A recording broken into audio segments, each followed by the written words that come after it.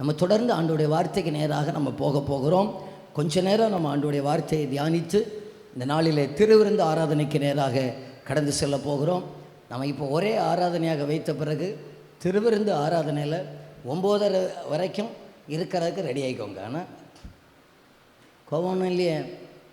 சரி, ஆமென். 1 ராஜாக்களின் புத்தகத்தை எடுத்துக்கொள்ளுங்கள். 1 ராஜாக்களின் புத்தகம் 17வது அதிகாரம், அதனுடைய 2-3 வசனங்களை நாம் வாசிப்போம். 1 ராஜாக்கள் 17வது அதிகாரம், அதனுடைய 2-3 வசனங்கள். பின்பு கர்த்தருடைய வார்த்தை அவனுக்கு உண்டாகி, அவர், நீ இவ்விடத்தை விட்டு கீழ் திசையை நோக்கி போய் யோர்தானுக்கு நேராக இருக்கிற கேரி தாற்றண்டையில் ஒளித்து கொண்டிரு. நான் இன்றைக்கு அதிகாலையில் தான் தூத்துக்குடியில் கன்வென்ஷனை முடித்து கொண்டு வந்தேன். என்றாலும் என் உள்ளத்தில் ஒரு பெரிய ஒரு பாரம். எங்கள் சபைக்கு ஆண்டவர் என்ன பேசுகிறீர், என்ன வார்த்தைகளை நீங்கள் கொடுக்க போகிறீர் என்றதான நேரத்தில் சில நாட்களாகவே ஆண்டவர் என்னை உற்சாகப்படுத்தின இந்த வார்த்தையை ஆண்டவர் போட்ட ஒரு கோணத்தில் உங்களோடு கூட நான் பேசி ஜெபிக்க விரும்புகிறேன். ஆகாப் என்கிறவன் இஸ்ரவேலை ஆண்டு கொண்டிருந்த அந்த காலம், அவருக்கு ஒரு மனைவி ஏசபேல். இவர்கள் இஸ்ரேல் தேசத்தை ஆண்டு கொண்டிருந்த அந்த காலத்தில் இதுவரைக்கும் இல்லாத அளவுக்கு தேசத்தில் பாவம் பெருகியிருந்தது. இதுவரைக்கும் இல்லாத அளவுக்கு என்கிற வார்த்தையை நீங்கள் மனதில் வைத்துக் கொள்ளுங்கள். இதுவரைக்கும் இல்லாத அளவுக்கு அந்த ஆகாபுடைய காலத்தில் விக்கிரக ஆராதனை தேசத்தில் பெருகியிருந்தது. என் ஆண்டவரை ரொம்ப மனசாபப்படுத்தின ஒரு காலம். அந்த காலத்தில் ஆண்டவர் எலியாவை எழுப்புகிறார். அவருடைய முகவரி என்னவென்றால் 1வது வசனத்தில் இருக்கிறது. இஸ்ரவேலின் தேவனாகிய கர்த்தருக்கு முன்பாக நிற்கிற நான் என்று சொல்லுகிறார். நம்முடைய முகவரி அப்படித்தான் இருக்க வேண்டும். நம்முடைய அட்ரஸ் என்னன்னு கேட்டால், நீ யார் என்று கேட்டால் சொல்லணும், தேவனாகிய கர்த்தருக்கு முன்பாக நிற்கிற நான் என்று சொல்ல வேண்டும். அதைவிட ஒரு பெரிய ஒரு முகவரி இல்லை என்று நான் நம்புகிறேன். இப்போ சொல்லுகிறார், என்னுடைய வார்த்தையின் படி அல்லாமல் மழையும் பனியும் பெய்யாதுன்னு சொல்லிட்டார். ராஜாவை பார்த்தே சொல்லிட்டார். ராஜாவை பார்த்து சொல்றார், ஏ ராஜாவே, என்னுடைய வார்த்தையின்படி அல்லாமல் மழையோ பனியோ இந்த பூமியில பெய்யாது. ஏன்? அதுதான் நீங்க செஞ்ச பாவத்துடைய தண்டனை அப்படின்னு சொல்லிட்டு வந்த உடனே ஆண்டவர் சொல்றாரு, நீ இப்போ போய் ஒளித்து கொண்டிரு அப்படின்னு சொல்றாரு. ஒளித்து கொண்டிரு அப்படின்னு. இந்த ஜூன் மாதத்துடைய 1வது நாளில் வந்திருக்கிற தேவ பிள்ளைகள் ஒரு ரகசியத்தை அறிய வேண்டும். என் ஆண்டவர் நம்முடைய ஆவிக்குரிய ஓட்டத்தில் சில காலங்கள் நம்மை ஒளித்து வைக்கிற ஆண்டவராக இருக்கிறார், அல்லது நம்ம ஒளித்திருக்க வேண்டும் என விரும்புகிற ஆண்டவராக இருக்கிறார். சிலர் சொந்தமாக ஒளித்தவர்களும் உண்டு, ஆண்டவரால் ஒளித்து வைக்கப்பட்டவர்களும் உண்டு. ஆதாம் தப்பு பண்ணின பிறகு ஒளித்து கொண்டான் என்று இருக்கிறது. தப்பு பண்ணி அந்த மாதிரி ஒளித்திடக்கூடாது. மோசேயுடைய பெற்றோர் 3 மாதம் அந்த பிள்ளையை ஒளித்து வைத்தார்கள். சில பிரச்சனைகள், சில காரியங்களை ஒளித்து வைக்க வேண்டியதை ஒளித்து தான் வைக்கணும். எல்லாருக்கும் சில காரியங்களை சொல்லக்கூடாது. ஒளித்து வைக்க வேண்டிய காரியங்களை ஒளித்து வைக்கணும், மறைத்து வைக்க வேண்டிய காரியத்தை மறைத்து வைக்கணும். பேசக்கூடாததை பேசக்கூடாத இடத்துல பேசக்கூடாது. மோசே 3 மாதம் ஒளித்து வைத்தாங்க. இப்போ 4வது மாதத்திலேருந்து அந்த பிள்ளையை அடக்க முடியாது. ஏன்னா பிள்ளை ஓன்னு கத்தும், அழும். என்ன பிள்ளைன்னு வந்து பார்த்தா இங்கே உள்ளுக்குள்ளே ஒரு ஆம்பளை பிள்ளை அழுதுட்டு கிடக்கும், பிடிச்சி கொண்டுருவாங்க. அதுக்கு மேலே ஒளித்து வைக்க முடியலை. ஆனால் 3 மாதம் அளவுக்கும் இந்த பெற்றோர்கள் மோசையை ஒளித்து வைத்ததுனால எபிரேயர் 11வது அதிகாரத்தில் புதிய ஏற்பாட்டில் கூட விசுவாச வீரர்களுடைய பட்டியலில் இந்த மோசையுடைய பெற்றோர்கள் இடம் பிடித்து விட்டார்கள். விசுவாசத்தினால 3 மாத அளவுக்கும் பிள்ளையை ஒளித்து வைத்தார்கள் என்று இருக்கிறது. நம்ம விசுவாசமாக சில காரியத்தை ஒளித்து வைக்கணும். தாவீது சவுலை ஜெயிக்க அவருக்கு தெரியும், ஆனாலும் ஒரு கட்டத்தில் ஒளித்து கொண்டதை நம்ம பார்க்க முடிகிறது. இப்போ ஆண்டவர் எலியாவை பார்த்து சொல்லுகிறார், எலியாவே, உலகமெல்லாம் உனக்கு சாதகமாக இல்லை, உலகமெல்லாம் எனக்கு விரோதமாக இருக்கிறது, என் தீர்க்கதரிசிகளுக்கு விரோதமாக இருக்கிறது. ஆகையினால நீ ஒரு காரியம் செய், நீ கேரி தாற்றங்கரையில் ஒளித்து கொண்டிரு, நீ மறைந்திரு. ஒரு தேவ பிள்ளை மாதத்தில் ஒரு நாளாவது 2 நாளாவது ஒளித்து கொள்ள வேண்டும், மறைந்து கொள்ள வேண்டும்.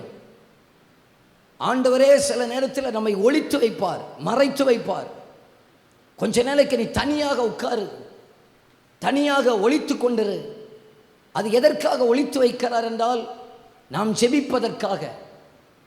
நம்ம ஒளித்திரு அப்படின்னு சொன்ன உடனே ஸ்கூல் படிக்கிற பிள்ளைகள் ஒளிச்சு விளையாடுவாங்க தெரியுமா? அந்த மாதிரி ஆண்டவர் இப்போ ஒளிச்சு விளையாடுறாரா அப்படின்னு நீங்கள் நினைச்சிடக்கூடாது. இந்த கேம்பஸுக்குள்ளேயே சில நேரத்தில் சிலர் ஒளிச்சு விளையாடுறத பார்த்துருக்கிறேன், எனக்கே சிரிப்பாக வரும். இந்த மாதிரி ஒளிச்சு விளையாடுறார். அப்படி அதற்காக ஆண்டவர் சொல்லலை. ஆண்டவர் வித்தியாசமாக சொல்லுகிறார், நீ யாருக்கும் கண்ணிலே காட்டாத, நீ ஒளித்து கொண்டிரு. என் அன்புக்குரிய சபையே, ஜனங்களே, குடும்பத்திலே வருகிற பிரச்சனைகள், சமுதாயத்தில் வருகிற பிரச்சனைகள், வாழ்க்கையில் வருகிற நெருக்கங்கள், ரொம்ப பிரச்சனையில் அகப்பட்டு ரொம்ப சோதனையில் மூழ்கிறது போல இருக்கிறீர்களா? நீங்கள் உங்களை மறைத்து கொள்வதற்கு ஆண்டவர் இந்த காலை வேளையில் உங்களை உற்சாகப்படுத்துகிறார். சில காலம் நீங்கள் மறைந்திருங்கள், சில காலங்கள் நீங்கள் ஒளித்து கொண்டிருங்கள். ஒளித்திருங்கள் என்றால் அவர் ஒளித்து ஒடிந்து சும்மா இருக்கவில்லை. யாக்கோபு 5வது அதிகாரம் 17வது வசனத்தில் இருக்கிறது, எலியா என்பவன் நம்மை போல பாடுள்ள மனுஷனாயிருந்தும் மழை பெய்யாதபடிக்கு கருத்தாய் ஜெபம் பண்ணினான். அப்பொழுது 3 வருஷமும் 6 மாதமும் பூமியில் மேல் மழை பெய்யவில்லை என்று சொல்லி இருக்கிறது. அவர் ஒளிச்சு உட்கார்ந்தார்னா யாருக்கும் தெரியாமல் மறைந்திருக்கவில்லை, ஒளித்து உட்கார்ந்து ஜெபித்து கொண்டே இருந்தார். என் ஆண்டவர் நம்மிடத்தில் விரும்புவது மறைவாக இருந்து ஜெபிக்கிற ஒரு அனுபவத்தை எனக்கு ஆண்டவர் தரணும்னு சொல்லுகிறவர்கள் விரும்புகிறவர்கள் இருக்கிறீர்களா? நான் அடிக்கடி நினைப்பேன், இங்கே நான் ஒரு 40 நிமிடம் பிரசங்கம் பண்ணலாம், 40 நிமிடம் பிரசங்கம் பண்ணலாம். ஆனால் இதற்கு பின்னால் நான் சில நேரத்தில் 20 மணி நேரம் நான் அதை தியானிக்க வேண்டியது இருந்திருக்கும். ஒரு வாரத்தில் 10 மணி நேரம் அதை தியானிக்க வேண்டியது இருந்திருக்கும். நான் அங்கே ஒளித்திருந்தால்தான், அந்தரங்கத்தில் இருந்தால்தான் வெளியரங்கமாக ஆண்டவர் நம்மை பயன்படுத்துகிறவராக இருக்கிறார். தீர்க்க தரிசனமாக பரிசுத்த ஆவி இந்த ஜூன் மாதத்தின் 1வது நாளில் நம்மில் அநேகரை உற்சாகப்படுத்துகிறது என்னவென்றால், கர்த்தர் உங்களுடைய வாழ்க்கையில் உங்களை கொண்டு சில வெளியரங்கமான காரியங்களை செய்ய வேண்டுமே. ஆனால் முதலாவது ஒளித்திருப்பதற்கு கர்த்தர் நமக்கு கிருபை தருவாராக. சில காரியங்கள் எல்லாம் நம்மை தடுத்ததற்கு காரணம், மழை பெய்யாமல் தடுத்ததற்கு காரணம், தேவ பிள்ளைகள் மறைவாக இருப்பவர்களே ஆனால், ஒளித்திருந்து ஜெபிப்பீர்களே ஆனால், கருத்தாய் ஜெபிப்பீர்களே ஆனால், இந்த மாதம் முடிவடைவதற்குள்ளாக வெளியரங்கமான சில நன்மைகளை நம்முடைய கையிலே கொண்டு வந்து தருவதற்கு அவர் வல்லமையுடையவராக இருக்கிறார். நமக்கு அதுதான் சிலருக்கு பிடிக்காது. ஆண்டவரே சொல்றார், எலியாவே நீ போயிரப்பா, போய் அங்கே ஒளிச்சு உட்கார்ந்துக்கன்னு சொல்லி. அது நமக்கு பிடிக்காது. எங்கனாலும் சுற்றுவோம், ஆனால் கொஞ்ச நேரம் 1 மணி நேரம் வந்து உட்கார்ந்து ஜெபிங்க அப்படின்னு சொன்னால் நமக்கு அது பிடிக்காது சிலருக்கு. 1 மணி நேரம் நம்ம ஜெபிக்கலன்னா உண்மையை சொல்ல போனால் நம்ம கிறிஸ்தவர்களே கிடையாது. இயேசுவே கேட்டார், என்னோடு கூட 1 மணி நேரம் ஜெபிக்க கூடாதா என்று சொல்லி.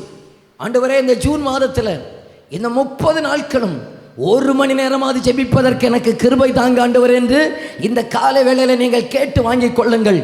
நீங்கள் 1 மணி நேரம் ஒரு நாளில் அந்தரங்கமாக இருப்பீர்கள் என்று சொன்னால் வெளியரங்கமான சில கிரியைகளை கர்த்தர் நம்முடைய வாழ்க்கையில் நடப்பிக்க விருப்பமுடையவராக இருக்கிறார். அந்தரங்கமாய் தன்னை மறைத்து கொண்டு அந்தரங்கமாக ஜெபித்து கருத்தாய் ஜெபிக்கிற சிலருடைய வாழ்க்கையில் வெளியரங்கமான காரியங்களை என் கர்த்தர் செய்வதற்கு விருப்பமுடையவராக இருக்கிறார். அந்த நல்ல அப்பாவுக்கு ஒரு கைத்தட்டு கொடுத்துருங்க பார்க்கலாம்.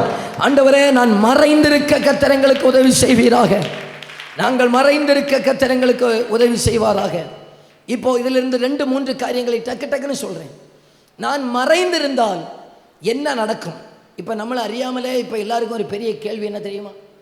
ஆண்டவர் என்ன ஒளித்திருக்கிறதுக்கு சொன்னார், எனக்கு யார் சாப்பாடு தருவான்? எலியாவுக்கு அந்த கேள்வி இருந்திருக்க தானே செய்யும். அந்த கேள்வி இருந்திருக்க தானே செய்யும். யார் சாப்பாடு கொடுப்பா? அவர் கேட்கறதுக்கு முன்னாலே ஆண்டவர் சொல்லிட்டார். அந்த 17வது அதிகாரம் 4வது வசனத்தை வாசித்து பாருங்கள். அந்த ஆற்றின் தண்ணீரை குடிப்பாய், அங்கே உன்னை போஷிக்க காகங்களுக்கு கட்டளையிடுவேன் என்றார். நம்ம மட்டும் ஒளித்திருந்தா நம்ம ஒன்றும் கேட்க வேண்டிய அவசியம் இல்லை. நம்முடைய தேவைகளை ஆண்டவரே அறிந்து காகங்களுக்கு அவர் கட்டளையிடுவார். தேவைகளை குறித்து கவலையப்படாதிருங்கள். அன்றன்றைக்குரிய தேவைகளை அன்றன்றைக்கு நம்முடைய கைகளிலே கொண்டு வந்து தருவதற்கு அவர் உண்மையுடையவராக இருக்கிறார். பாஸ்டர், நான் ஜெபிச்சுக்கிட்டே இருந்தால் என்ன நடக்கும்?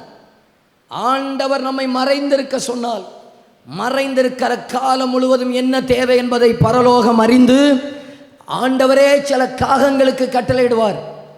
அது வெள்ளை காக்காவோ கருப்பு காக்காவோ அது நமக்கு கரெக்டாக சாப்பாடு கொண்டு வந்துடும். மற்ற நாள் கூட கஞ்சி குடிச்சிட்டு இருப்போம், ஆனால் இங்கே அப்பமும் இறைச்சியும் கரெக்டாக வந்துடும். கரெக்டாக இந்த காக்காவுக்கு கையில் அப்பம் போனால் நினச்சி பாருங்கள். எனக்கு 1ஆம் கிளாஸ்லேயே எனக்கு டீச்சர் சொல்லி கொடுத்தாங்க, காக்கா என்று சொன்னாலே அது வடை திருடி அப்படின்னாக்கும். எனக்கு நம்பவே முடியல. வடையை திருடிட்டு போகிற ஆள் இப்போ அப்பமும் இறைச்சியும் கொண்டு வந்து 2 நேரம் கொடுக்குற அளவுக்கு ஆண்டவர் ஒரு கட்டளையிட்டா அதை யார் தடுத்தாலும் நடக்காது. அது நம்முடைய கையில் கர்த்தர் கொண்டு வந்து சேர்க்க அவர் உண்மையுடையவராக இருக்கிறார். ஒளித்திருக்கிறதுல உண்டாகிற முதலாவது காரியம் என்னவென்றால், ஆண்டுடைய வார்த்தையின்படி மறைந்திருந்து ஜெபித்து பாருங்கள். உங்களுடைய அத்தனை தேவைகளையும் கர்த்தர் கையில் வந்து சேர்ப்பதற்கு அவர் வல்லமையுடையவராக இருக்கிறார். அவர் சொல்கிறார், நான் ஏற்கனவே கட்டளையிட்டுறோம், அப்போ நான் கட்டளையிட்டா அது யாரும் தடுக்கலாம் முடியாது. நான் உனக்கு ஒரு வார்த்தை சொன்னால் யாரும் அடைக்கவே முடியாது. ஆண்டவர் நினையாத இடத்திலிருந்து வருகிற சில நன்மைகளை இந்த மாதத்திலே சிலருடைய கைகளிலே கர்த்தர் கொண்டு வந்து கொடுப்பாராக. நீங்கள் மட்டும் கருத்தாய் ஜெபித்து கொண்டே இருங்கள். ஏற்ற காலத்தில் உங்களுக்கு ஏற்ற காரியங்கள் கையில் வந்து விழும். வேலை கையில் வரும், பிள்ளைகளுடைய எதிர்காலங்கள் அது கையில் வரும், நன்மைகள் கையில் வரும்.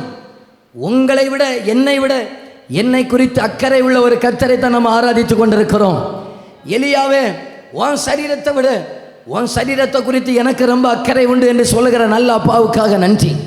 நான் ஒரு தெய்வத்தை ஆராதிக்கிறேன்.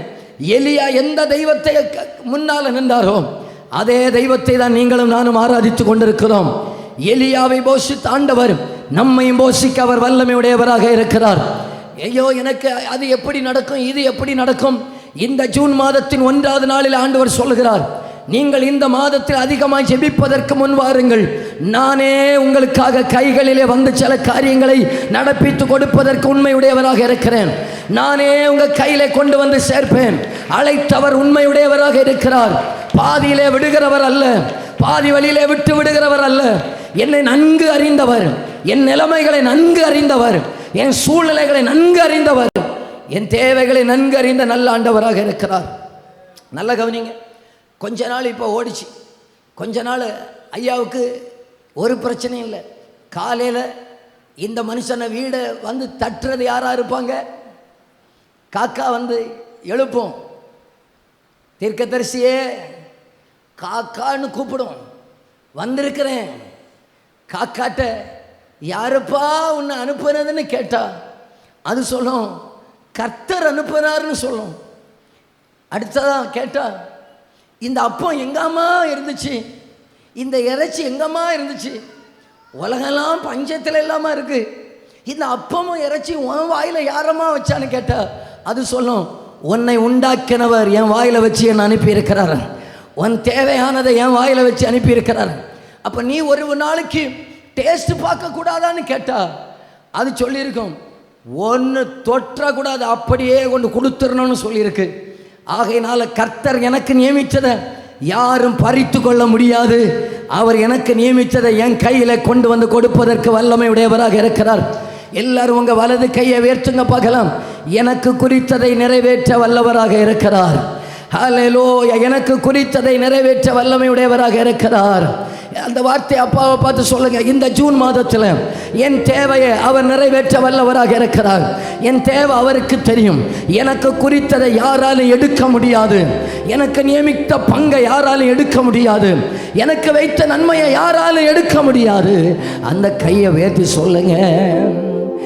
எனக்காக யாவையும் செய்பவரே, செய்து முடிப்பவரே, எனக்காக யாவையும் செய்பவரே, செய்து முடிப்பவரே, என் பாரங்கள் என் சுமைகள், என் பாரங்கள் என் சுமைகள் உம் பாதத்தில் இறக்கி வைத்தேன். உம் பாதத்தில் இறக்கி. நீங்க சொல்லுங்க. ஏசையா, ஏசையா, உம்மை தானே என் முன்னே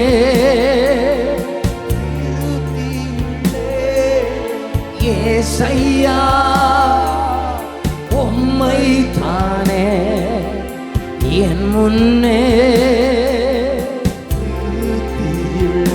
ஏசையா, உம்மை தானே என் முன்னே நிறுத்தி உள்ளே. ஏசையா, உம்மை தானே என் முன்னே நிறுத்தி உள்ளே. என் முன்னே நிறுத்தி உள்ளே. நான் ஒரு 3 காரியங்களை உங்களுக்கு சொல்லுகிறேன் நம்முடைய உற்சாகத்துக்காக. ஒன்று, எலியா போஷிக்கப்பட்ட 3 நபர்களை உங்களுக்கு சொல்லுகிறேன். முதலாவதாக ஆண்டவர் எலியாவை காக்காவை கொண்டு போஷிச்சார். இரண்டாவதாக எலியாவை ஒரு விதவையை கொண்டு போஷித்தார். மூன்றாவதாக எலியாவை தெய்வ தூதனை கொண்டு போஷித்தார். என் தெய்வத்தால் காக்காவை கொண்டு நம்மை போஷிக்க முடியும். ஒரு விதவை கொண்டு நம்மை போஷிக்க முடியும். தெய்வ தூதனை கொண்டு நம்மை போஷிக்க முடியும். நம் தேவைகளை அன்றன்றைக்குரியவைகளை என்ன என்பதை அறிந்த நல்ல ஒரு ஆண்டவராக இருக்கிறார். நான் இயேசுவின் நாமத்தில் சொல்கிறேன். இந்த மாதத்தில் ஒளித்திருந்து ஜெபிக்கிறவர்களுக்கும் மறைவாக ஜெபிக்கிறவர்களுக்கும் ஜெபிக்காதவர்களுக்கு நீங்கள் வித்தியாசத்தை பார்ப்பீங்க. மறைவாக இருந்த ஜெபிக்கிற காரியத்துக்கு வெளியரங்கமான பதிலை கர்த்தர் கொண்டு வர வல்லமை உடையவராக இருக்கிறார். மறைவான பெருமூச்சுகளுக்கு பதில் வருகிற நாட்கள் இந்த மாதமாக மாற்றுவாராக. மறைவான ஜெபங்களுக்கு பரலோகத்திலிருந்து கர்த்தர் பதிலை அனுப்புகிறவராக இருக்கிறார். மறைவாக நம்ம வடிக்கிற கண்ணீருக்கு கர்த்தர் பதிலை கொண்டு வருகிற நல்ல நாட்களாக இந்த மாதத்தை நமக்கு மாற்றி தருவாராக. நீங்க எத்தனை பேர் அதை நம்புகிறீங்க? அது ஆம் என்றும் ஆமேன் என்று என் வாழ்க்கையில நடக்கட்டும் என்று சொல்லுகிறவர்கள் கரங்களை தட்டி வர ஆமேன் என்று சொல்லியிருக்க பார்க்கலாம். ஹல்லேலூயா, ஹல்லேலூயா. ஒன்று, இந்த மனுஷன் ஒளித்திருந்ததுனால இவருடைய காரியங்களை கர்த்தரே பொறுப்படுத்திக் கொண்டார். இப்போ கொஞ்ச நாள் தாண்டினதும் ஆற்றில் தண்ணீர் வற்றினது. ஆண்டவர் சொல்கிறாரு, நீ எழும்பி சாரிபாத் ஊருக்கு போ என்று சொல். நல்லா கவனிச்சுக்கிடுங்க. இந்த மனுஷன் இந்த கேரித் ஆற்றண்டையிலிருந்து சாரிபாத் ஊருக்கு 100 மைல் தூரமாக்கும். 100 மைல் தூரம். இன்னும் சொல்ல போனால் 150 கிலோமீட்டர். 150 கிலோமீட்டர் இப்பொழுது இந்த மனுஷன் நடந்து போறாரு. இன்னொரு பக்கத்தில் இந்த மனுஷனுடைய ஜீவனை வாங்குவதற்கு ஆகாபு ஆள் அனுப்பி தேடி கொண்டிருக்கிறான். 18வது அதிகாரம் 10வது வசனத்தை வாசித்து பார்த்தா ராஜ்யங்கள் முழுவதும் தேடி இருக்கிறான். ராஜ்யங்கள் முழுவதும் தேடி இருக்கிறான் ஆகாபு. என்கிட்ட வந்து ஒருத்தன் சவால் விட்டானே, இப்போ ஆண்டவர் உட்கார சொன்னா உட்காருவார், எழும்பி போனா போவார். கர்த்தர் மட்டும் நடத்துகிற பாதைகளை போனால் சத்துரு நம்மை தொடுவதற்கு கர்த்தர் அனுமதிக்கவே மாட்டார். எனக்கு இந்த மனுஷன் இங்கேருந்து இங்கே போனான்னு சொன்ன உடனே நான் தேட ஆரம்பித்தேன். எத்தனை கிலோமீட்டர் அப்படின்னு பார்த்தா 100 மைல் தூரம், 150 கிலோமீட்டர். 2-3 நாள் ஆயிருக்கலாம் நடந்து போகிறதுக்கு. 2-3 நாள் ஆனாலும் தேடுகிற சத்துருவுக்கு நம்மை ஒப்பு கொடுக்கவே மாட்டார். ஜெபிக்கிறவர்கள், ஒளித்திருந்து ஜெபிக்கிறவர்களுடைய 2வது காரியத்தை சொல்லுகிறேன். நம்மை அழிக்க தேடுகிற சத்துருவுக்கு நம்மை மறைத்து பாதுகாக்க வல்லமையுடையவராக இருக்கிறார். நம்மை ஒளித்து வைத்து பாதுகாக்க வல்லமையுடையவராக இருக்கிறார். இதைத்தான் சங்கீதக்காரன் சொல்கிறார், தீங்கு நாளில் கூடார மறைவில் ஒளித்து வைத்து பாதுகாக்கிற நல்ல ராஜாவாக இருக்கிறார். நான் இப்பொழுது என்ன சொல்லுகிறேன், நீங்கள் நம்பினால் அப்பாவுக்கு ஒரு ஆமேன்னு சொல்லலாம். நமக்கு விரோதமாய் எழும்புகிற சவால்களுக்கு கர்த்தர் நம்மை விட்டு கொடுக்க மாட்டார். நம்மை விரோதமாய் பேசப்பட்ட சாபங்கள் இயேசுவின் நாமத்தினால பலிக்காது. அந்த சாபங்களுக்கு நம்மை மறைப்பாராக. நமக்கு விரோதமாய் எழும்புகிற சவால்களுக்கு மறைப்பாராக. தீங்கு நாளில் கூடார மறைவில் ஒளித்து வைத்து பாதுகாப்பாராக. நம்ம மேல உன்னதமானவரின் மறைவு இருப்பதாக. நம்ம மேல சர்வ வல்லோட நிழல் இருக்கிறபடினால எந்த ஆகாபுக்கும் கர்த்தர் நம்மை விட்டு கொடுக்கவே மாட்டார். எந்த ஆகாபு நம்மை தொடுவதற்கு அனுமதிக்கவே மாட்டார். ஏனென்றால் அவருடைய பாதுகாப்பு நம்ம மேல இருக்கிறது. நான் ஒளித்திருந்து ஜெபிக்கிறேன், ஒண்ணுமே நடக்கலையே அப்படின்னு தோணலாம். உங்களை அறியாமலே ஒரு பாதுகாப்பு நம்ம மேல இருக்கிறது. அங்க நடந்துச்சு, இங்க நடந்துச்சு, அவர்களுக்கு வந்துச்சு, இவர்களுக்கு வந்துச்சு, ஜெபிக்கிறவர்களுக்கு வராது. நம்மை பாதுகாக்க அவர் நல்லவராக இருக்கிறார். உன்னை காக்கும்படி உன்னோடு கூட இருக்கிறேன். சிறகுகளின் நிழலிலே அவர் மூடுவார். அவரே அவர் மேல வாஞ்சையா இருக்கிறதுனால அவர் நம்மை விடுவித்து பாதுகாக்க அவர் நல்ல ஆண்டவராக இருக்கிறார். எத்தனை தூரம் பிரயாணம் பண்ணினாலும் சத்துருடைய வேடன் கண்ணிக்கு தப்பினது போல நாம தப்புவோம். கண்ணி தெரிக்கும், நாம் தப்பினோம். ஏனென்றால் நான் போகும் பாதைகளை அறிந்தவர் எனக்கு முன்னால போய் கண்ணிகளை உடைத்தறிந்து என்னை காக்க வல்லவராக இருக்கிறார். இந்த பகல் வேளையிலே சொல்லுகிறேன், எனக்கு விரோதமாக எழும்புகிற ஆகாபே, உன்னுடைய தந்திரங்கள் பலிக்காது. சோர்வை கொண்டு வருகிற ஆகாபே, பலவீனங்களை கொண்டு வருகிற ஆகாபே, உன்னுடைய வல்லமைகளுக்கு என் கர்த்தர் என்னை விட்டு கொடுக்க மாட்டார். உன்னுடைய வல்லமைகளுக்கு என்னை மறைத்து பாதுகாக்க அவர் போதுமானவராக இருக்கிறார். 3வது காரியத்தை சொல்லுகிறேன், ஒளித்திருக்கிற மனிதனுடைய 3வது ஆசீர்வாதம். இப்போ ஆண்டவர் சாரிபாத் ஊருக்கு போன்னு சொன்னார். எல்லாரும் என்ன கவனிங்க. முதல்ல சொன்னார், ஆற்றங்கரையில் போய் அமரு, காக்காவுக்கு கட்டளை இடுவேன். அது என்ன அர்த்தம்? நீ உட்காரு, அதுக்கப்புறம் சொல்லுவேன்னு அர்த்தம். இப்போ 2வது சொல்லுகிறார், நீ சாரிபாத் ஊருக்கு போ, நான் அங்கே ஒரு விதவைக்கு கட்டளை இட்டேன், சொல்லி ஆயிற்று. 9வது வசனம், நீ எழுந்து சீதோனுக்கு அடுத்த சாரிபாத் ஊருக்கு போய் அங்கே தங்கிரு, உன்னை பராமரிக்கும்படி அங்கே இருக்க ஒரு விதவைக்கு கட்டளை இட்டேன், கட்டளை இட்டு ஆயிற்று என்று அர்த்தம். அதுக்கு 4வது வசனத்தில் வாசிங்க, காகங்களுக்கு கட்டளை இடுவேன், இங்க கட்டளை இட்டேன். 1வது ஸ்டெப்புக்கு நம்ம கீழ்ப்படிந்தா 2வது ஸ்டெப்பு ஏற்கனவே நமக்கு அவர் ஆயத்தமாக்கி விட்டார்.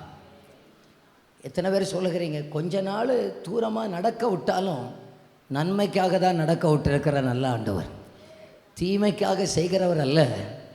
எனக்காக சகலமும் ஆயத்தப்பட்டு விட்டது, எனக்காக சகலம் ஆயத்தப்பட்டு விட்டது. ஹல்லேலூயா, ஸ்தோத்திரம். நான் இங்கே ஒரு சம்பவத்தை சொன்னால் அது சரியாக ஃபிட்டாக இருக்கும் என நான் நம்புகிறேன். என்னை கவனிங்க. ஒரு 2 ஆண்டுகளுக்கு முன்பாக நாங்கள் வேலூரில் ஊழியத்துக்கு போனோம். நான் ஏற்கனவே சொல்லியிருக்கிறேன், இப்போ சொன்னால் அது உங்களுக்கு கொஞ்சம் கூட உற்சாகத்துக்காக சொல்லுகிறேன். வேலூருக்கு ஊழியத்துக்கு போயிருந்தோம். அங்கே ஒரு மலை, அந்த மலையில் வாகனங்களே போகாத நிறைய கிராமம் இருக்குது பாருங்கள். நிறைய கிராமம், வண்டியே இருக்குது, ரோடு வசதியே இல்லாத கிராமம். எனக்கு பயங்கர உற்சாகம் என்னென்னா, இந்த மக்களை எப்படியாவது ஒரு வாட்டி சந்திச்சிடணும், இந்த கிராமங்களில் எப்படியாவது கால் வச்சிடணும், அந்த வீடுகளில் என் கால் போய் பற்றணும். இயேசு என்ற ஒரு வார்த்தை சொல்லிடணும் அப்படின்னு சொல்லி நான் என் கூட என்ன சகோதரர்கள்லாம் போகிறோம். அங்கேருந்து 2 சகோதரர்கள் எங்களோடு இணைந்து கொண்டார்கள். என் வாழ்க்கையில் மறக்க முடியாத ஒரு சம்பவமாக. இப்போ ஒரு குறிப்பிட்ட இடத்துல நாங்கள் வாகனத்தை நிப்பாட்டுக்கிறோம். காலையில் 10 மணி இருக்கும். ஒரு ஹோட்டலில் சாப்பிட்டுட்டு வந்து வாகனத்தை நிப்பாட்டி அங்கேயே நிப்பாட்டிட்டு நடக்க ஆரம்பிக்கிறோம். வண்டியே போகாத ஊருக்கெல்லாம் நடந்து ஆளுக்கு கையில் ஒரு சின்ன குச்சியை வச்சுக்கிறோம். ஏதாவது பாம்பு ஏதாவது வந்துச்சுன்னா அப்படின்னு சொல்லிக்கிட்டு அப்படியே ஒரு குச்சியை வச்சுட்டு அப்படியே நடந்து போயிட்டுருக்குறோம். அங்கே போனால் கொஞ்சம் பிஸ்கட் பாக்கெட் கையில் இருந்துச்சு. பிஸ்கட் பாக்கெட் காலியாக போச்சு. கொஞ்சம் தண்ணி இருந்துச்சு, தண்ணியும் இப்போ காலியாக போச்சு. அங்கே மலைக்கு மேலே ஊழியம் பண்ணுற சகோதரன் ஓடையிலேருந்து எங்கேயாவது தண்ணி வரும். இப்போ வேறு ஒரு வழியும் இல்லை. அங்கே பாட்டிலில் தண்ணியை பிடிச்சி கொண்டு வர்றாரு. குடிங்க பாஸ்டர், வேறு வழி இல்லை, குடிச்சு தான் ஆகணும். புலி பசித்தா புல்லையும் சாப்பிடணும்னு சொல்லுவாங்க இல்லையா? இப்போ நடந்து போகிறோம். என்ன ஆகுதுன்னு சொன்னால் இருந்ததெல்லாம் காலியாக போச்சு. சாப்பாடு இல்லை, பசிக்குது. ஒரு ஊருக்கு போனால் அங்கே பார்த்தீங்கன்னா அந்த வீட்டில் கொஞ்சம் மாங்காய் நின்றுச்சு. அந்த அவருக்கு கொஞ்சம் காசு கொடுத்து மாங்காயை வாங்கி அவர்கிட்ட இருந்தே உப்பு வாங்கி அவங்கக்கிட்டே தண்ணியை வாங்கி நாங்கள்லாம் மாங்காயும் உப்பும் சாப்பிட்டு தண்ணியை குடிச்சிட்டு கொஞ்சம் பசி ஆறுனது போல் இருந்துச்சு. போகலாமா? அந்த அவங்கக்கிட்டே கேட்குறோம், இதுக்கு அடுத்த ஊர் எங்கே இருக்கிறதுன்னு. அவங்க சொல்லுவாங்க இந்தா இருக்குன்னு சொல்லுவாங்க. பார்த்தா 3 கிலோமீட்டர் நடக்கணும். அவங்க சொல்லுவாங்க அந்தா இருக்குன்னு சொல்லிட்டு. இப்படி எட்டி பார்த்தா தெரியாது. போனால் 3 கிலோமீட்டர் போகும். சரின்னு சொல்லிட்டு அந்த பக்கம் போனால் திரும்பவும் பசிக்க ஆரம்பிச்சு. கையில் காசு இருக்குது, இப்போ சாப்பாட்டில் திரும்ப வரணும்னு சொன்னால் 5 மணி நேரம் ஆகும். திரும்ப ரிட்டர்ன் அதே பசியோடு வந்தாச்சுன்னா 108 தான் வரணும். 108 அங்கே வராது. இப்போ என்ன பண்ணுறதுன்னு இருக்கிறோம். அப்போ நாங்கள்லாம் தீர்மானம் பண்ணுறோம், எல்லாருக்கும் இப்போ பசிக்குது, கொட்டலை போடுங்கிற மாதிரி பசிக்குது. என்ன நாங்கள் பழக்கம் இல்லையா? மலைக்கு மேலே ஏறிக்கிட்டே இருக்கிறோம். இதன் மத்தியில் நாங்கள் சொல்கிறோம் இயேசு நல்லவர், இயேசு நல்லவர். அப்போ அங்கே இருக்கிற ஒரு சகோதரன் சொல்கிறார், ஒரு வீட்டில் போய் சாப்பாடு சமைச்சு கேட்போம், இவங்க சமைச்சு கொடுப்பாங்க, அதுக்குரிய காசை மட்டும் நம்ம கொடுத்துட்டா போதும். இந்த மக்கள் நல்லவங்க, மலையில் இருந்தாலும் நல்லவங்க, ஒருவேளை டேஸ்ட்டு கம்மியாக இருக்கும். அப்படி பக்கத்தில் இருந்த இன்னொரு சகோதரர் சொல்கிறாரு, பாஸ்டர் வேண்டாம், இன்னொரு ஊரை கூட சந்திச்சிருவோன்னு சொல்லி. சரி பரவாயில்லன்னு சொல்லிக்கிட்டு அடுத்த ஊருக்கு போகிறோம். இனி வண்டி ஓடாது, மைலேஜ் எல்லாம் முடிச்சு அந்த கடைசி கட்டத்தில் வந்தாச்சு. ஒரு ஊரில் இப்படியே எட்டி பார்க்குறோம். அந்த ஊரில் ஒரு விருந்து நடக்குது. இந்த வாட்டி நான் அங்கே போகும்போது என் பிள்ளைகளை என் ஒய்ஃபுக்கெல்லாம் காட்டி கொடுத்தேன், இதுதான் அந்த ஊர்னு சொல்லி. அந்த ஊரில் ஒரு பெரிய ஒரு ஃபங்க்ஷன் நடக்குது. என்ன ஃபங்க்ஷன்னு சொன்னால், அந்த ஒரு ஊர் மக்கள் சேர்ந்து ஒரு வீடு கட்டுவாங்க. இப்போ ஒரு ஆளுக்கு வீடு கட்டணும்னா அந்த ஊரில் உள்ள எல்லாரும் சேர்ந்து வீடு கட்டுவாங்க. அவர்களே செங்கல் அறுப்பாங்க, அவர்களே வீடு கட்டுவாங்க. எல்லோரும் அந்த ஆளுக்கு வீடு கட்டி கொடுக்கணும். ஒரு வீட்டுக்கு 100 ரூபா சம்பளம் ஒரு நாளைக்கு. நல்லா இருக்குல்ல? ஆனால் எல்லாருக்கும் 3 நேரம் சாப்பாடு கொடுத்துடணும். இப்போ அங்கே பயங்கரமாக அந்த வீட்டுக்காரர்கள் சமைக்கிறாங்க, மற்றவர்கள் எல்லாரும் வந்து வேலை பார்த்துட்டு இருக்கிறாங்க. நாங்கள் இப்படி தூரத்துலேருந்து பார்த்துக்கிட்டே இருக்கிறோம். எங்களுக்கு ஒரு சந்தேகம், மலையில் சாராயம் காய்க்கிறாங்களோ அப்படின்னு சொல்லிக்கிட்டு, சரி இவ்வளோ கூட்டங்கள் இருக்கிறதுன்னு சொல்லி நேரம் அங்கே போனேன். அங்கே போய், நீ தேடும் நிம்மதி இயேசு தருகிறார், நீ நாடும் விடுதலை அவரிடம் உண்டு. பாட்டை பாடணும். எல்லாரும் வேலையை நிப்பாட்டிட்டாங்க.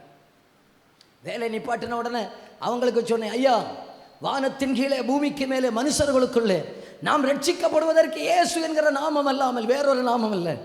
இங்கே நீங்கள் வாகன வசதி இல்லாமல், நல்ல சாப்பாடு இல்லாமல், மலையில் இவ்வளவு கஷ்டப்பட்டுக்கிட்டு செத்து போனால் எங்கேயா போக போகிறீங்க? இங்கேயும் கஷ்டப்பட்டு அங்கேயும் நரகத்துக்காக போக போகிறீங்க. உங்களுக்கு வாழுவதற்கு வழியே சொல்லுகிறோம்.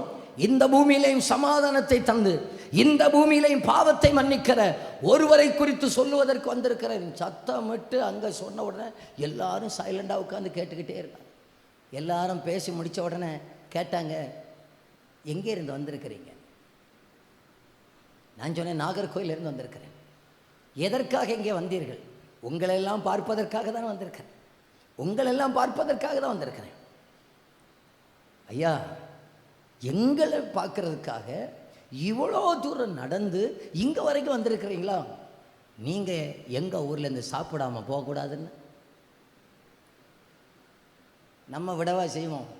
நான் சொல்லுகிறேன் வேண்டாம். இங்கே குடலெல்லாம் கரிஞ்சு போகிற மாதிரி இருக்கிறது எங்களுக்கு தான் தெரியும். என்னான்னு சொல்லுகிறேன் வேண்டாம். அவங்க சொல்கிறாங்க அது எங்கள் பண்பாடே கிடையாது, எங்களை தேடி வர்றவங்க. அந்த மலை அடிவாரத்தை இப்போவும் நான் போய் பார்த்தேன். ஒரு மலைக்கு ஒரு மரத்தடியில் கீழே உடனே ஒரு டார்ப்பாவை விரித்து அதுலேயே இலை போட்டு அவங்க சாப்பாடு வச்சாங்க பாருங்கள். நாங்கள் 9 பேர். எனக்கு கண்ணில் இருந்த மடமடவன அழுகை வந்து விட்டது. நான் ஆண்டவர்கிட்ட கேட்டேன், ஆண்டவரே நான் இங்கே வருவது உமக்கு எப்படி தெரியும்? ஆண்டவருக்கு தெரியும், என் பிள்ளைகள் இங்கே வருவாங்க, இன்றைக்கி இந்த இடத்துல வந்தால் என் பிள்ளைகளுக்கு பசிக்கும். எங்களுக்காக முன்கூட்டியே கட்டளையிட்டு இருக்கிற நல்ல ராஜா ஒருவர் இருக்கிறார். அந்த நல்ல அப்பாவுக்கு ஒரு கைத்தட்டை கொடுத்துடலாமா? நல்ல 2 கைகளை தட்டி ஹல்லேலூயா ஹல்லேலூயா. எலியாவே நீ மறைஞ்சிருந்த பாத்தியாப்பா, உன்னை நான் விடமாட்டேப்பா, உன்னை நான் விடமாட்டேப்பா, கட்டளையிட்டு இருக்கிறேன். இந்த காலை வேளையில சிலரை பார்த்து சொல்லுகிறார், நம்முடைய தேவைகளை ஏற்கனவே ஆயத்தப்படுத்தி ஆகிவிட்டது, கட்டளை இட்டு ஆகிவிட்டது. நம்முடைய நன்மைகள் கட்டளையிடப்பட்டிருக்கிறது. சில கைகளில் இருக்கிறது நீங்க பார்க்க போறீங்க, சில இடங்களில் இருக்கிறத பார்க்க போறீங்க, சில நபர்களில் இருக்கிறத பார்க்க போறீங்க. நமக்கு தேவையானதை ஆயத்தப்படுத்தி விட்டார். ஆயத்தப்படுத்தினதற்காக நன்றி என்று சொல்லுகிற மனதுள்ளவர்கள் இருக்கிறீர்களா? கையை தட்டி சொல்லுங்க பார்க்கலாம். அப்பாவை ஆராதிக்கிற எனக்கு சகலமும் ஆயத்தமாகிவிட்டது, சகலமும் ஆயத்தப்படுத்தி விட்டீர். நன்றி ஆண்டவரே, நன்றி ஆண்டவரே. இனி நான் கவலைப்பட வேண்டிய அவசியம் இல்லை. நீர் ஆயத்தப்படுத்தி இருக்கிறதற்காக நன்றின்னு சொல்லுங்க. நாளைய தினத்தை குறித்து பயமில்லை, நாதன் இயேசு எல்லாம் பார்த்து கொள்வார், எல்லாம் பார்த்து கொள்வார். இப்ப நல்ல கவனிங்க, முடிச்சிடுறேன். இத்தனை பேர் சந்தோஷமாக இருக்கிறீங்க. உங்கள் வலது கையை ஒன்று அசைச்சு காட்டுங்க பார்க்கலாம். உற்சாகமாக தான் இருக்கிறீங்களா? பரவாயில்லையா? அப்போ 10 மணி வரைக்கும் போனாலும் பரவாயில்லன்னு தோணுது.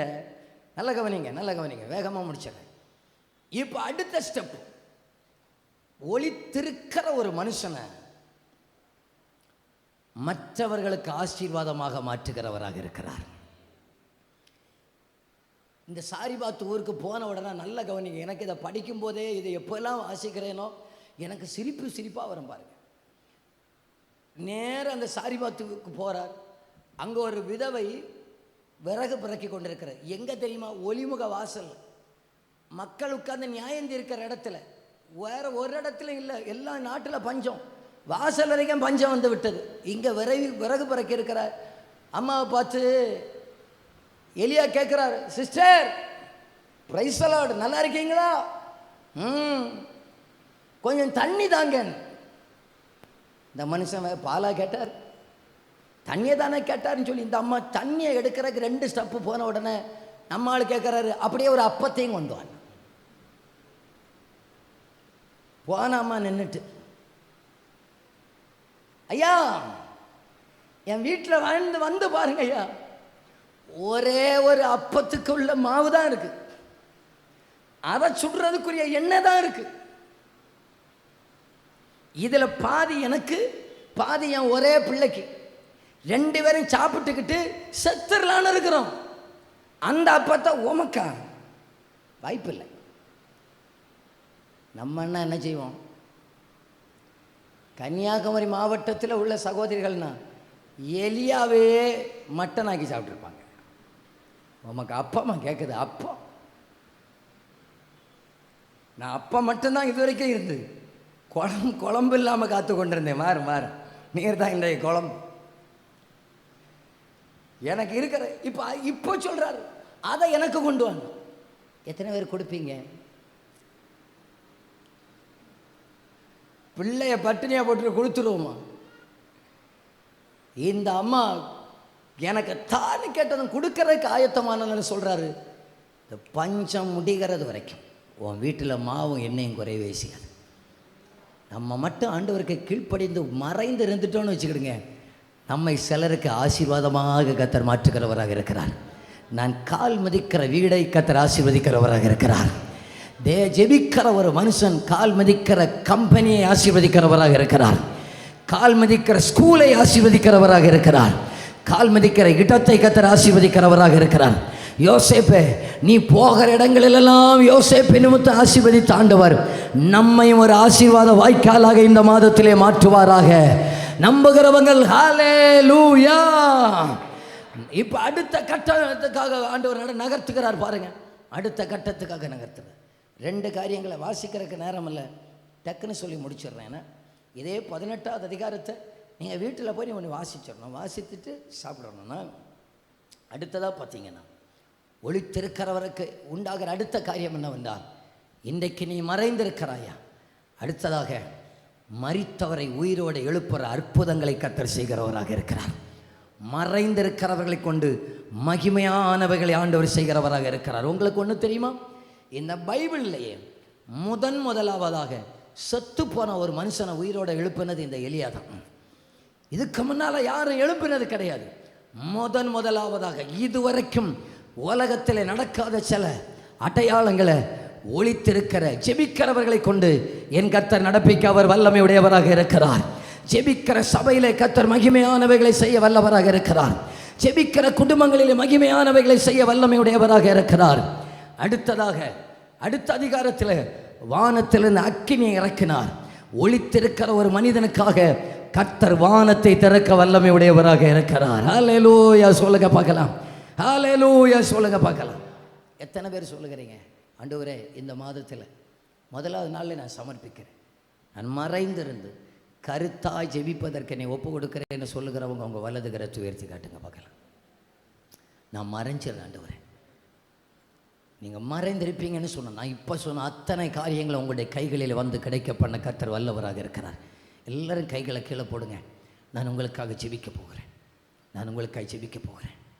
முடிந்தவர்கள் எல்லோரும் அப்படி முழங்கால் படியிடுங்க பார்க்கலாம். முடிந்தவர்கள், நீங்கள் முடியாதவங்க இருப்பீங்க, நீங்கள் எழுந்து நின்றலாம். எழுந்து நிற்க கூட கஷ்டமாக இருந்தால் நீங்கள் அப்படியே உட்கார்ந்து கொள்ளுங்க. ஹல்லேலூயா. ஒரு 5 நிமிஷம் ஸ்தோத்திரம் பண்ண போகிறோம். எல்லோரும் ஸ்தோத்திரம் பண்ண போகிறோம். ஆண்டவரே ஹல்லேலூயா. சில பிரச்சனைகள் நம்மை மறைந்திருக்க பண்ணுகிறது. என்ன ஒளிச்சு வைப்பதற்காக. ஹல்லேலூயா. எல்லாரும் அப்படியே வாயை திறந்து ஸ்தோத்திரம் பண்ணுங்க பார்க்கலாம். எல்லாரும் அப்பாவை அப்படியே ஸ்தோத்திரம் பண்ணுங்க பார்க்கலாம். ஏசப்பா ஸ்தோத்திரம், ஸ்தோத்திரம் ஆண்டவரே, ஸ்தோத்திரம் ஆண்டவரே, ஸ்தோத்திரம் ஆண்டவரே. அந்த அந்த எலியாவை போல நான் மறைந்திருந்து கருத்தாய் ஜெபிக்க எனக்கு கிருபை தாரும் ஆண்டவரே. கருத்தாய் ஜெபிக்கிறவர்களுக்காக ஆண்டவர் சகலவற்றையும் ஆயத்தப்படுத்தி விட்டார். கருத்தாய் ஜெபித்து ஒளித்திருந்து ஜெபிக்கிறவர்கள் ஒரு ஆசீர்வாத வாய்க்காலாக மாறுவார்கள். கருத்தாய் ஜெபிக்கிறவர்களுக்காக கர்த்தர் மகிமையானவைகளை செய்ய வல்லவராக இருக்கிறார். கர்த்தர் கருத்தாய் ஜெபிக்கிறவர்களுக்கு கர்த்தர் மகிமையான காரியங்களை நடப்பிக்கிறவராக இருக்கிறார். கருத்தாய் ஜெபிக்கிறவர்களுக்காக கர்த்தர் எதையும் செய்ய போதுமானவராக இருக்கிறார். கருத்தாய் ஜெபிக்கிறவர்களுக்கு கர்த்தர் வல்லமையான கிரியைகளை செய்ய வல்லமையுடையவராக இருக்கிறார். எல்லாரும் அப்படியே ஒரு நிமிஷம் 30 செகண்ட் கைகளை தட்டி ஆண்டவரை துதிங்க பார்க்கலாம். 30 வினாடிகள் கரங்களை தட்டி ஆண்டவரே அந்த ஜெப ஆவியை என் மேல வைப்பீராக. நான் ஜெபிக்கிறதுனால ஜெயம் எடுக்கணும், நான் ஜெபிக்கிறதுனால ஜெயம் எடுக்கணும். அந்த ஜெப ஆவி பிள்ளைகள் தம்பிமார் எல்லாம் ஸ்தோத்திரம் பண்ணுங்க பார்க்கலாம். நம்ம மேல வந்து இறங்கட்டும் இயேசுவின் நாமத்தினால. இந்த மாதத்தில் சில அற்புதங்கள் நம்ம கையில வருவதாக, சில அதிசயங்கள் நம்ம கையில வருவதாக. இந்த மாதத்தில் ஒரு சில கிரியைகள் நம்முடைய வாழ்க்கையில நடப்பதாக. நீங்கள் ஒரு ஆசீர்வாத வாய்க்கால். நீங்க நினைச்சது நடக்கலையா, கர்த்தர் சொல்லுகிறார் அவங்களை ஆசீர்வாத வாய்க்கால மாற்ற போறேன். நீங்கள் காரணம், அநேகருக்கு ஆசீர்வாதமா இருக்க போறீங்க. உங்கள் கைகளை கொண்டு மகிமையானவைகள் செய்ய போகிறது, மகிமையானவைகள் நடப்பிக்கப்பட போகிறது. வானத்தை உங்களுக்காக திறக்க போகிறேன். ஹல்லேலூயா, ஹல்லேலூயா, ஹல்லேலூயா. இயேசுவின் நாமத்தினால, இயேசுவின் நாமத்தினால, இயேசுவின் நாமத்தினால, இயேசுவின் நாமத்தினால, இயேசுவின் நாமத்தினால அந்த மகிமை, அந்த கிருபை, அந்த வல்லமையை இந்த 1வது நாளில வைக்கிறார், வைக்கிறார். மறைந்திருங்கள், அந்த அந்த அந்தரங்கத்தில் ஜெபியுங்கள். வெளியரங்கமான பதில பார்ப்பீங்க. உங்களுக்காக பரலோகம் யுத்தம் பண்ணும், உங்களுக்காக பரலோகம் கட்டளையிடும், உங்களுக்காக ஆயத்தப்படுத்தி இருக்கிறது. இந்த மாதத்தில் உங்கள் கையில் வந்து சேரும் என்று கர்த்தர் சொல்லுகிறார்.